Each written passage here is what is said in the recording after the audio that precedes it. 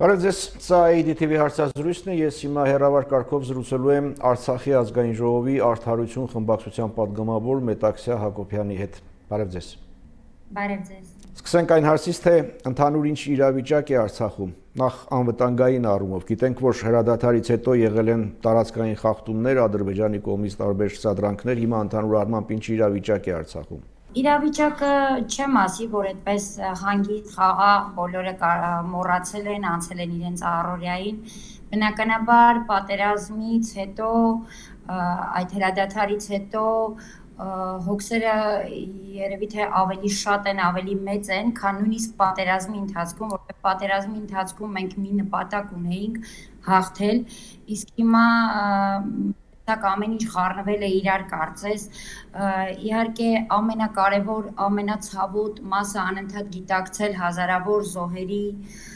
լինելը, նաև այն, որ դեռևս մենք ունենք անհետ կորածներ, որոնց դեռ փնտրում են, չեն գտնում, ունենք գերիներ, այսինքն այստեղ զուտ մարդկային գործոնի, այդ խնդիրները, որոնք դեռևս ունենք, շատ ցայտուն են եւ մի տեսակ անընդհատ սուք է։ Այդ սքի վիճակը դուրս չի գալիս Արցախից եւ խոսել առօրյայի մասին, խոսել կենցաղի եւ սովորական հայացքի անցնելու դեռևս ժամանակավրեպ է եւ կարծում եմ բավականին երկար է տևելու այդ process-ը, չգիտեմ, երբ կլավանան այդ վերքերը, երբ կսկսենք ապրել բնականոն կյանքով, նույնիսկ չենք կարող ենթադրել, որովհետև հիմա երբ որ դուրս ես գալիս փողոց, հանդիպում ես մարդկանց, նույնիսկ վախենում ես հարցեր տալ, վախենում ես խոսել, որովհետև հաստատ չկա այդպիսի ընտանիք, որտեղ զոհ չկա, որտեղ չկա վիրավոր, որտեղ չկա անհետ կորած կամ գերի։ Եվ այդ հոգսերի տակ կքված նաև մյուս կողմից էլ բոլորին հուզող իրոք անվտանգության հարցը, որովհետև մարդիկ ունեն մեկ երազանք՝ վերադառնալ հայրենիք, անկախ նրանից իրենց տունը հայրենիքի այդ որ հատվածում է եղել։ Որովհետև մենք այսօր հայրենազուրկ ենք բոլորս, կորցրել ենք հայրենիք բոլորս անկախ նրանից, որ մասում է եղել մեր տունը կոնկրետ եւ բոլորի երազանքն է վերադառնալ, անկախ ամեն ինչից, բայց բոլորը նաեւ մտահոգվում են իրենց ապագայով, իրենց իսկ երեխաների ապագայով եւ այսօր բնականաբար պետք է ունենան հստակ անվտանգության երաշխիքներ, որը միգուցե կամաց, մենք կհասնենք դրան, որ կունենանք այդ երաշխիքը։ Լավ, վերադարձի մասին խոսենք իհարկե, դուք գիտեք, որ Հայաստանում հիմա սահմանների հետ կապված ցավոտ գործընթացներ են ընթանում, մասնավորապես Սյունիքի մարզում, գիտեք ինչ է կատարվում։ Ղարաբաղի ադրբեջանական սահմանը հստակեցված է, հստակեցվում է, պարզ է թե որտեղով է անցնում գիծը։ Դեռևս պարզ չէ, որովհետև գիտեք մի տեսակ բոլորս հասկացանք, որ նոյեմբերի 10-ի այդ տխրահռչակ հայտարարությունը եռակողմ, որի արդյունքում ստորագրվեց խայտառակ կապիտուլյացիան, հստակ որևէ բան չկար։ Այսպես ինչ-որ լղոզված հայտարարություններ էին, որոնք առ այսօր Հայաստանի Հանրապետության վարչապետը փորձում է, չգիտեմ, արդարանալ, ինչ-որ ձևով անընդհատ այդ մեղքի բաժինը իր վրայից հանել, որ կարծես թե ինքը ստիպված է եղել անելու դա, հետևաբար հստակ որևէ բան չկա, որովհետև այս օրերի ընթացքում մոտ 50 օր է անցել եւ մենք տեսնում ենք, որ դեռևս թշնամու կողմից լինում են սադրանքներ, գալիս են մտնում են, ինչպես որ այսօր Հայաստանում են ականատես լինում, բնակիչները գալիս մտնում են ու ասում են, որ սա մերն է, կամ ստեղծում են այնպես պայմաններ հոգեբանական, որ մարդիկ ուղղակի վախենան այդ կոնկրետ գյուղում կամ տարածքում բնակվեն։ Կան այսօր, այո, մենք բնակավայրեր, որտեղ հայրերը, տղամարդիկ բնակվում են, որպեսզի պահպանեն նաև, բայց կանայք եւ երեխաները այդ կոնկրետ բնակավայրերում չեն բնակվում, որովհետև փորձեցին ադրբեջանցիները այդպիսի սադրանքների գնալով հոգեբանորեն ազդել բնակչության վրա։ Դա թերևս ստացվում է, քանի որ այսօրվա իշխանությունները եւ հայաստանյան եւ ցավոք սրտի Արցախի դեռևս անվտանգության երաշխավորներ չեն, ինչպես որ չեն եղել, այնպես էլ հիմա չեն, այդ առումով հստակեցված չեն սահմանները եւ հստակ ասել, որ կոնկրետ այս ուղղությամբ, այս գծով գնում է, չկա այդպիսի բան, ընթացի մեջ է դա։ Շատ լավ, նախորդին Վիտալի Պալասանյանի հարցազրույցը բավական հետաքրքրություն է առաջացրել Հայաստանում, մասնավորապես նրա մի քանի հայտարարությունները, ես այդ հայտարարություններից մեկը մեջ բերեմ, ասում է, ուզում եմ ժողովրդին հայտնել, որ լինելու են սահմանների ճշտում եւ մեր ստատուսի հստակեցում, Ասկերանի մի մասը եւ Հադրութի շրջանը Հայաստանի եւ Ռուսաստանի հետ աշխատանքներ տանելուց հետո վերադարձնելու ենք։ Հիմա ուզում եմ ձեզ հարցնել ձեր կարծիքով ինչն է Պալասանյանին նման լավատեսության հիմքեր տվել։ Հայաստանում այս մասով տարբեր մեկնաբանություններ կան, մի մասը հավատում է, որ նման հեռանկար կարող է լինել, ոգևորվում է, մյուս մասը համարում է սա անհիմն լավատեսություն, ավելին որ նման հայտարարությունները նորից կարող են սրել իրավիճակը, ինչը կարող է բերել վատ հետևանքների, ասենք գերիների հարցը հետաձգվի կամ բանը հասնի նրան, որ հրաժարվեն գերիներին հետ վերադարձնելուց եւ այլն եւ այսպես շարունակ։ Ձեր կարծիքով ինչ հիմքեր ունեն նման հայտարարությունները։ Ես մի փոքր կուզեի բնութագրել պարոն Պալասանյանին որպես ռազմաքաղաքական գործիչ, այնուհետև կասեմ նաև պատասխանները իմ կարծիքով, որովհետև եթե ավելի հստակ պատասխան ստանալ, ապա պետք է ստանալ պարոն Պալասանյանից, այդ առումով ես կասեմ զուտ իմ կարծիքը, այնքանով որքանով որ ճանաչում է արցախցին պարոն Պալասանյանին որպես ռազմական եւ քաղաքական գործիչ, մենք գիտենք, ականատես ենք եղել իր 30 տարիների ամեն դեպքում փորձից, որ պարոն Պալասանյանը ինքը եզակի կազմակերպիչ է։ Երբևէ ինքը հետ չի քաշվել, չի նահանջել իր ողջ այդ կյանքի ընթացքում սկսած 90-ականներից եւ նրա միշտ մեկ խոսքը հավասարազոր է եղել 100 գործի։ Եթե նա մի խոսք ասում է, ուրեմն արդեն 100-ը կատարվել է։ Ոչ թե պիտի կատարվի, այլ կատարվել է։ Եվ գիտեք, ամենակարևոր հատկանիշը պարոն Պալասանյանի, ինչքանով որ ես ինքս նաև հասցրել եմ ճանաչել որպես ռազմական գործիչ, ինքը ռազմական գործիչ լինելով հավատացեք խաղաղություն կերտող է։ Պարոն Պալասանյանը ամեն ինչ միշտ արել է եւ այսուհետ անելու է, որպեսզի չլինի պատերազմ, չհնչեն զենքեր, որտեղ ռազմական գործիչ լինելու զատն է նաեւ քաղաքական գործիչ է եւ հստակ հասկանում է ինչ է նշանակում դիվանագիտություն եւ այս 44 օրյա պատերազմը, երբ որ բազմիցս նույնիսկ ես եմ հնչեցրել, որ ինչու են դեռևս զենքերի ձայներ լսվում, ուր է դիվանագիտությունը, ինչու է լռում դիվանագիտությունը, որտեղ մեկ օր շարունակվել է ավել պատերազմի, դա դիվանագիտության լռելու արդյունքն է, չկա ուրեմն քաղաքական գործընթաց եւ նաեւ ասեմ լավատես չեն, վստահ եմ, խոսքը քաղաքական ուժերի մասին է, հավանաբար կիսվել են երկու մասի եւ լավատես չեն այն քաղաքական ուժերը, ես միգուցե հիմա հայտարարություն անեմ, որը շատերին դուր չի գա, բայց դա զուտ իմ կարծիքն է, որոնք այս իրավիճակում, այս խառնաշփոթում փորձում են էլի այ պղտոր ջրում ձուկ որսալ, այսինքն իշահ իրենց նեղ նպատակների օգտագործել դա, այն քաղաքական ուժերը մանատիպ հայտարարություններ են անում, վստահ եմ իրենց նպատակը զուտ իշխանությունն է, այլ ոչ թե Արցախի խաղաղությունը, Արցախի սուբյեկտ լինելը եւ Արցախի ամբողջական լինելը։ Ես այստեղ մի ճշտում անեմ, ես որ ասի տարբեր մեկնաբանություններ կան, ավելի շատ հանրային շրջանակներում քաղաքական ուժերից, կուսակցություններից նման հայտարարություններ դեռ չեմ տեսել։ Իսկ հանրայինը գիտեք, այսօր երեք լսել եք պարոն Պալասանյանի հայտարարությունը ամբողջությամբ, այսօր մեր հանրությունը մի տեսակ դարձել է ոչ իրական հարթակում շփվող հանրություն եւ պատճառը Facebook-յան տարածքն է, որը ցավոք սրտի 10 թվականից դարձավ մեր ապրելու մի տեսակ հարթակը, իրականությունից մարդիկ կտրվեցին եւ ընկան այդ ոչ իրական հարթակը, որը ես որպես քաղաքական գործիչ շատ ուրախ եմ, որ պարոն Պալասանյանը երեք այդ հայտարարությունը արեց, Արցախում խիստ կվերահսկվի այդ հարթակը, որպեսզի մարդիկ սկսեն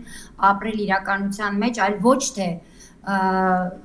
տնտեսություն զարգացնել Facebook-ում, պատերազմել Facebook-ում, ապրել իրար հետ շփվել միայն Facebook-ում։ Եվ գիտեք, եթե Facebook-յան քննարկումներ են, ես էլի չեմ ուզում շատ լուրջ ինչ որ դրան վերաբերվել, բայց նորից եմ կրկնում, Արցախցուն ոչ մեկ թող չզրկի իր հույսից, իր հավատից, որովհետև Արցախցին այսօր ունի անվտանգության երաշխավոր, որը 30 տարի շարունակ ապացուցել է։ Եվ եթե շատերի մոտ հարց է առաջացնում, նաև միգուցե դուք տալու եք այդ հարցը, ես առաջ եմ ընկնում, թե ինչպես եղավ, որ պարոն Բալասանյանը նորից եղավ անվտանգության խորհրդի քարտուղար։ Իհարկե, անդրադառնալու է այդ հարցին։ Եվ ավելին ճգնաժամային, գործիչ է նաև, եւ 2016 թվականին, երբ որ նորից մենք կանգնել էինք ճգնաժամի առջև, նորից կարիքը եղավ պարոն Բալասանյանի, որովհետև ոնց պատտվում են, անպայման որպես անվտանգության երաշխավոր տեսնում են պարոն Բալասանյանին։ Եվ 16 թվականին նույնպես եղավ առաջարկություն, որը չմերժեց պարոն Բալասանյանը, եւ զուտ այստեղ որևէ իշխանության խնդիր չկար, այլ հայրենիքը փրկելու համար։ Նույնը կատարվեց հիմա, որովհետև որևէ մեկը այսօր իրոք չի կարող անվտանգության երաշխիքները տալ, ինչ կարող է տալ այդ ռազմական գործիչը եւ ասեմ ձեզ, որ Արցախցին այսօր եթե Արցախում հանրության շրջանում այդ նույն հարցը տան, այսօր որևէ մեկը չի կասկածում եւ նաեւ չի վախենում, որովհետեւ վստահ է, որ պարոն Բալասանյանը ոչ թե պատերազմի ճանապարհով է այդ ամեն ինչին ճանապարհը տեսել, ճանապարհային քարտեզը տեսել դրա, այլ հաստատ կան եւ ուրիշ եղանակներ, որի մասին դեռևս մենք չգիտենք եւ քավ լիցի թող չիմանանք, բայց թող կատարվի դա։ Լավ, դուք խոսեցիք արդեն այն մասին, թե ինչպես Բալասանյանը նորից դարձավ անվտանգության խորհրդի քարտուղար, բայց Հայաստանում մեկնաբանությունները ավելի խորն են գնում եւ հարցադրում է առաջանում, թե Արցախում այս պահին ի վերջոյում ձեռքին է իշխանությունը դե ֆակտո։ Հայաստանում խոսում են, որ իշխանությունը փաստացի անցել կամ անցնում է Վիտալի Բալասանյանին։ Ինչ կասեք այս մասին։ Տեսեք, փաստորեն այս գրած պարտությունից հետո, որը մենք բազմիցս փաստել ենք, որ չպարտվեց մեր զինվորը, չպարտվեց ժողովուրդը, այլ պարտվեց Հայաստանի եւ Արցախի իշխանությունները եւ նաեւ հանրության շրջանում եւ Հայաստանում եւ Արցախում հանրության շրջանում իրավամբ հենց արմատավորվեցին այն տրամադրությունները, որ պարտված իշխանությունները այլևս չեն կարող ղեկավարել երկիրը, պետությունը եւ առավել եւս չեն կարող հանդիսանալ այդ երկու պետությունների անվտանգության երաշխավորները, որովհետեւ իրենք ապացուցեցին, որ այդպեսին չեն տարիներ շարունակ, 2.5 տարուց ավել շարունակ այդ հնչեցրած կոչերը դրանք ակնհայտ վտանգ էին հենց երկրի անվտանգությանը, որոնք պատերազմի նաև իրենց դերը ունեցան պատերազմում, այս իշխանությունները եւ հայաստանյան եւ արցախյան միանշանակ լեգիտիմությունը կորցրել են, նաև բարոյական լեգիտիմությունը կորցրել են եւ կոնկրետ Արցախում, ասեմ, միանշանակ պետք է վերակազմավորվի ամեն բան։ Ես դրան էի ուզում գալ, տեսեք, Հայաստանում հիմա պայմանականորեն ասած փողոցի իշխանությունը պահանջում է վարչապետի հրաժարականը, վարչապետը առաջարկում է արտահերթ խորհրդարանական ընտրությունների շուրջ քննարկումներ անցկացնել, այդ քննարկումները կարծես թե արդեն մեկնարկում են, իսկ Արցախում ինչ է սպասվում, նոր արտահերթ ընտրություններ, նոր նախագահ, նոր ազգային ժողով, նոր կառավարություն նման զարգացումներ են սպասվում Արցախում։ Մեր կուսակցությունը, Արդարություն կուսակցությունը բազմիցս հայտարարեց, որ պիտի այո իշխանությունները հրաժարական տան ազգային ժողովի նախագահ, փոխնախագահ, հանձնաժողովի նախագահներ բոլորը պիտի հրաժարական տան, դա պիտի լինի քաղաքական որոշում։ Ցավոք սրտի մենք դրա ականատեսը չեղանք, այսինքն այդ ուժը չգտան իրենց մեջ, որպեսզի քաղաքական գնահատական իշխանությունները եւ դա լինի իրենց կամքով տրված գնահատական, մենք ուղղակի ասեցինք մեր կարծիքը, որը բնականաբար իրենք չընդունեցին, ելնելով Արցախի հանրապետության սահմանադրությունից, քանի դեռ չի լրացել 1 տարին Արցախի հանրապետության նախագահի, որը հիշում եք 2020 թվականի մայիսի 21-ից ստանձնեց նախագահի լիազորությունները, հետևաբար պահանջել հրաժարականը դեռ մենք իրավական հիմքեր չունեինք, դա պիտի լիներ նախագահի որոշումը, իր քաղաքական թիմի որոշումը, որը չարվեց, այդ բարակայում նախագահը նաև, եթե հիշում եք, իր վերջին հայտարարությունը հանդես եկավ, որ երբ որ կլրանա 1 տարին, այստեղ եւս կլինեն նոր ընտրություններ, արտահերթ ընտրություններ, որին ինքը չի մասնակցի, դե սպասենք, տեսնենք, թե արդյոք այդպես կլինի, արդյոք իրոք ինքը կհրաժարվի մասնակցելուց, ինչպես նաև իր քաղաքական թիմը, կապրենք, կտեսնենք, առաջ չընկնենք, իսկ ինչ վերաբերվում է այստեղ վերադասավորումներին, իհարկե ելնելով պատերազմական դրությունից, վերադասավորումներ կատարեցին եւ բազմաթիվ լիազորություններ, որոնք առ այդ նախագահի վերահսկողության տակ էին, փոխանցվեցին անվտանգության խորհրդին, այսինքն ուժային կառույցների վերահսկողությունը, մնացած լիազորություններով եւս ավելի լայն լիազորություններ ստացավ անվտանգության խորհուրդը, որովհետեւ մեր ժողովրդի մեջ մի տեսակ ընդունված է, երբ որ ասում ենք անվտանգության խորհուրդ, հասկանում ենք զուտ ռազմական գործողություններում անվտանգություն, սահմաններին անվտանգություն, բայց անվտանգությունը ամենուր պետք է լինի, սկսած տնտեսությունից, կրթությունից, նույնիսկ սննդի անվտանգություն, պիտի ապահովի նույն խորհուրդը, այնպես որ իր լիազորությունները շատ են, թե ինչքանով է դա դառնում, որ դե ֆակտո այս պահին անվտանգության խորհրդի քարտուղարն է, դա արդեն հետագայում կերևա երևի արդեն ըստ կատարած քայլերի, բայց առաջ Հետագայում դատելով Բալասանյանի երեկվա հարցազրույցից Արցախում արմատական փոփոխություններ են սպասվում, կադրային, կարգապահական խստացումներ կրոնական կազմակերպությունների գործունեության հետ կապված, սոցիալական ցանցերի օգտագործման հետ կապված, դուք արդեն խոսեցիք այդ մասին։ Գիտեք, չգիտեմ ինչքանով կընդունվի իմ ասածը թե ոչ, ես էլի կասեմ երևի ավելի շատ իմ կարծիքը, ուրեմն ցավոք սրտի հատկապես 2018 թվականից մեր կյանք մտավ մի տեսակ դեմոկրատական, այսպես կեղծորակարգ, որի անունը դրվեց դեմոկրատիա, բայց դա դեմոկրատիա չէր, այլ դեմոկրատիա անվան տակ ինչ որ կեղծ նոր ավանդույթներ, որոնք հարիր չէին մեր ազգին, չգիտես ինչու որոշվեց, որ շատ նորմալ է, երբ որ սկսում ենք խոսել միասեռականների մասին եւ դա հանրությունը պետք է նորմալ ընդունի, շատ նորմալ է, երբ որ մենք սկսում ենք հալածել առաքելական եկեղեցուն, դա պետք է նորմալ ընդունվի, շատ նորմալ է, երբ որ երկու պաշտոնյա իրար կարող են հայոյել Facebook-յան տարածքում, որտեղ նույնիսկ ցավոք սրտի այսօր չի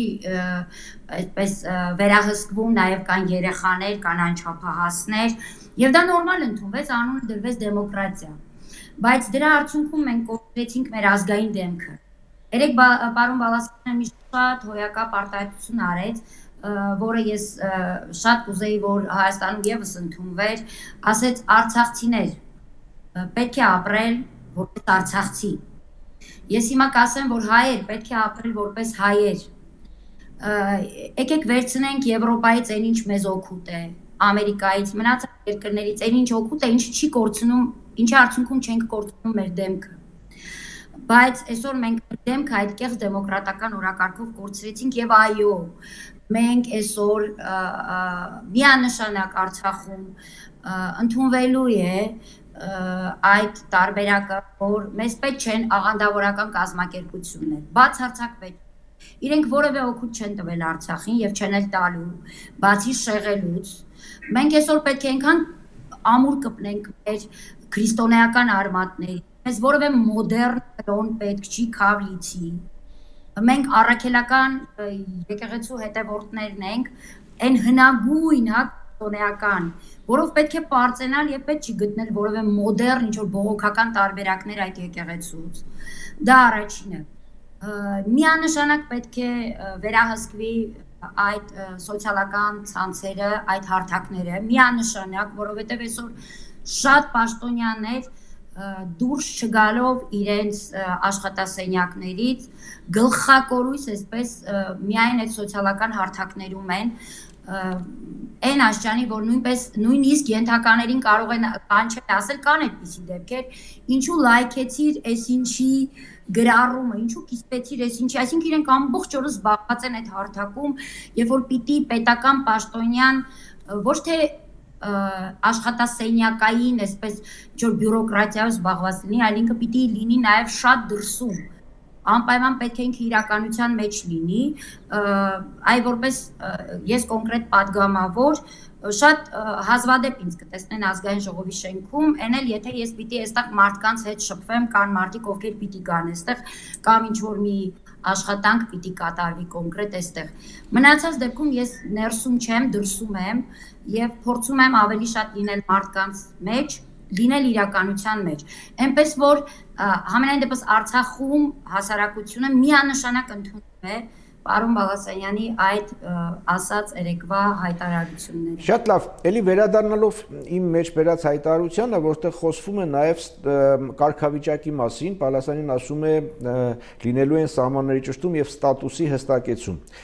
Կարգավիճակի մասին դուք ինչ կասեք, ինչպես են տեսնում Արցախում կարգավիճակի հարցի լուծումը։ Շուրջ 30 տարի մենք գիտենք, որ ադրբեջանցիները կարծես սարսափում էին ստատուս բառից, կարգավիճակ բառից, հետո պատերազմից հետո տպավորություն ստացվեց, թե Արցախում այլևս այդքան շատ հետաքրքրված չեն այդ հարցով, հատկապես այն բանից հետո, երբ գիտեք ԵԱԿ Մինսկի խմբի երկու համանախագահներին հանդիպումը չեղարկվեց, չնայած դրանից հետո Արցախի գործող նախագահը իր վերջին ուղերձում խոսեց կարգավիճակի մասին։ Ընդհանրապես ինչ պատկերացումներ կան այս հարցի առնչությամբ։ Նախ առաջի հերթին երբևէ պիտի չմոռանանք, որ Արցախը ինքը սուբյեկտ է։ Եվ ինչպես էլի պարոն Բաղասանյանը նշեց, այդ եռակողմ հայտարարության մեջ չկա Արցախը, հա, կա Ռուսաստանի Դաշնությունը, կա Ադրբեջանը եւ կա Հայաստանի Հանրապետությունը, բայց չկա Արցախը։ 30 տարի շարունակ Արցախը ինքը պայքարել է իր սուբյեկտայնության համար։ Այսինքն ինքը պետք է լինի որպես սուբյեկտ։ Եթե մեր տարիներ շարունակ Արցախից հայտարարությունները լսվել են, մենք միշտ խոսել ենք այն մասին, որ մենք կողմ ենք, որ ունենանք երկու պետություն, մեկ Արմենիա, հա, մեկ Հայաստան անվան տակ, որովհետև մենք չենք ունեցել այլ տարբերակ, այլ ձևաչափ։ Չնայած որ բոլորիս երազանքն է, բոլորիս հայացքն է դեպի Հայաստանը եւ բոլորս մենք ուրիշ կերպ մեզ չենք էլ պատկերացրել, բայց երբևէ չենք ասել Արցախը Հայաստան է եւ վերջ, գիտակցելով, որ մենք դրանով սադրում ենք թշնամուն։ Եվ իհարկե այս վերջի 2.5 տարիների այդ արտահայտությունները դրանք ցանկացած արցախցի ինքը սարսափով էր ընդունում, բացի Արցախում կեղծ օրակարգով ապրող այն ուժերի, որոնք իրենց հորջորջել էին որպես քաղաքական ուժեր, ովքեր մտահոգված են եւ այսօր եւս Արցախը բացարձակ տալ եւ թյուր կարծիքներ են Հայաստանում այն մասին, որ Արցախը թուլացրել է իրեն եւ բացարձակ չի մտածում իր կարգավիճակի մասին եւ իր սուբյեկտայնության մասին, բացարձակ։ Մենք ուղղակի այսօր ունենք մեր անվտանգության երաշխավորներին նաեւ Ռուսաստանի Դաշնությունից խաղաղապահները, որոնք այստեղ գտնվելով ապահովում են Արցախի բնակչության խաղաղությունը, սահմանները վերահսկելով նաեւ, բայց Արցախը չի դադարում եւ չի կանգնելու եւ չի թույլատնելու այդ գործընթացը միանշանակ ինքը պայքարելու է որպես սուբյեկտ լինել։ Պիտի լինի, անպայման պիտի լինի։ Շնորհակալ եմ զրույցի համար։ Ձեզ եմ շնորհակալ։ Ձեզ հաջողություն։ Սա ADTV հարցազրույցն էր, ես զրուցում էի Արցախի ազգային ժողովի արդարություն խմբակցության պատգամավոր Մետաքսիա Հակոբյանի հետ, փորձեք լավ լինել, կհանդիպենք։